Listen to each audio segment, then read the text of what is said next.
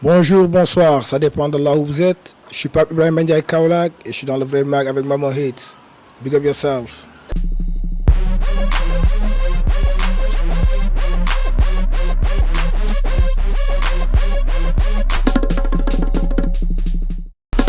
Bon, Pape Ibrahim Ndiaye Kaolack a commencé en 2000 avec Papsi, avec le Pastef Ballet Théâtre.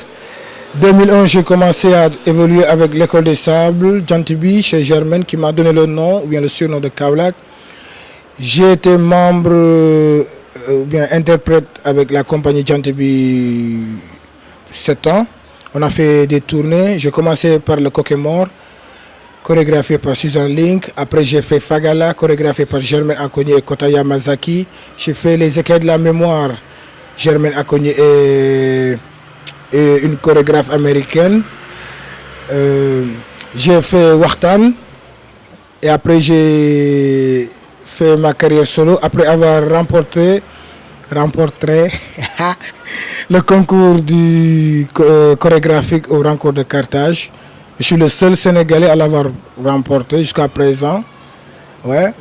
Et en ce moment, j'ai fait ma carrière solo. J'ai ma compagnie, Kaolack Art Company, Kaolack Dance Company. Et je suis là, je compte revenir au Sénégal aussi pour m'installer, pour faire partie de ces combattants-là qui vont rehausser ou bien redorer le blason de la danse contemporaine au Sénégal. Sénégalaise qui est en stand-by, qui est dans le coma. Et je pense qu'ils ont besoin de mon aide. Bon, taxam mais non, je blague. La première chose que je fais le matin, c'est dire Alhamdulillah, Santi Yallah, parce que bon, j'aurais pu ne pas me réveiller la veille. Alors, la première chose que je fais le matin, c'est dire Give thanks and praise to the Most High. Bon, qu'est-ce qui me définit en tant qu'artiste? C'est les réalités domestiques sénégalaises, je pense, ou bien de l'endroit où je me trouve. Ouais. Les réalités domestiques, comment vit la famille, comment vivent les enfants. Ce que je vois dans mon quotidien, c'est ça qui me détermine ou bien qui me définit en tant qu'artiste, chorégraphe. Yes. Bon, quel genre de musique? Bon, ça va être un peu difficile de répondre sur cette question, mais je pense que vu que je suis beaucoup plus imprégné et inspiré par les choses de la vie, alors tout est musique, même le silence est musique pour moi. Alors ça va être difficile de dire quel genre de musique est ma préférence, mais j'aime bien le ndaga. Ça vient du Saloum, ça vient de chez moi. J'aime bien le ndaga. Ouais. Ce qui me révèle dans le milieu artistique sénégalais, c'est le manque d'amour. Déjà, on ne s'aime pas, on ne se respecte pas. Et il y a un complexe d'infériorité omniprésent qui nous tue. Ouais. Bon, danser, c'est un style de vie au métier. Moi, je prendrais les deux. Parce que bon, comme je dis, je m'inspire des réalités domestiques, de ce qui m'entoure dans ma vie quotidienne. Mais en même temps, c'est un moyen de permettre de vivre. La danse, ou bien l'art en général, c'est joindre l'utile à l'agréable. J'aime bien créer, j'aime bien jouer, mais j'aime bien qu'on me paye. Et comme j'ai l'habitude de dire, je danse comme un noir pour vivre comme un roi.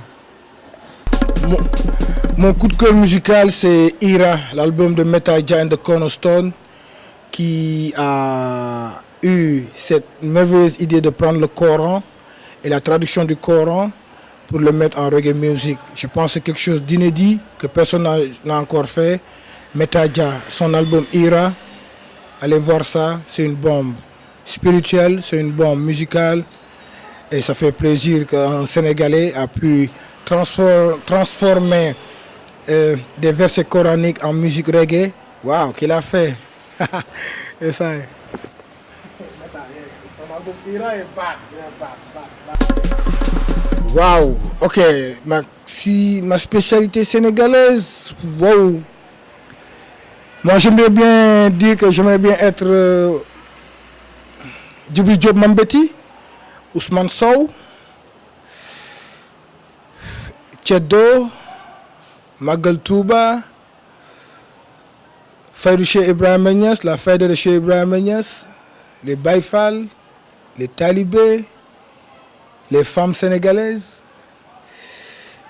la lutte sénégalaise, mais pas les 4 communes. Ouais, si j'ai déjà été déçu dans le milieu, ou bien par des jurys, ou bien par des gens, oui. Et comme je dis, je suis le produit de mes erreurs, je suis le produit de mes échecs. J'aimerais juste raconter ou bien partager avec les gens que l'association Kaifech en 2002, 2003, 2004 m'ont tout le temps refusé l'accès aux stages qu'ils organisaient au centre culturel Blaise Senghor. Et c'est une chose qui m'a beaucoup marqué, qui m'a forgé et qui m'a donné cette notoriété dans le milieu de la culture à Dakar parce qu'ils savent ce qu'ils ont fait et ça ne m'a pas gêné. Et jusqu'à présent, ça me fortifie. Mais pendant 3 ans, l'association Kaifech me refusait l'accès aux stages qu'ils organisaient au Sénégal. Ok, ce que je pense de ce que son Excellence le Président Macky Sall a dit, bon, moi, personnellement, si j'avais quelque chose à conseiller aux Sénégalais, c'est pas juste de se limiter au dessert ou bien au plat d'entrée, que le Président a bien dit que les Français nous donnaient et continuent à nous donner des miettes, mais beaucoup plus sur la question des tirailleurs, parce que un de mes arrière-grands-parents était tirailleur durant la Première Guerre mondiale, Kor Diouf.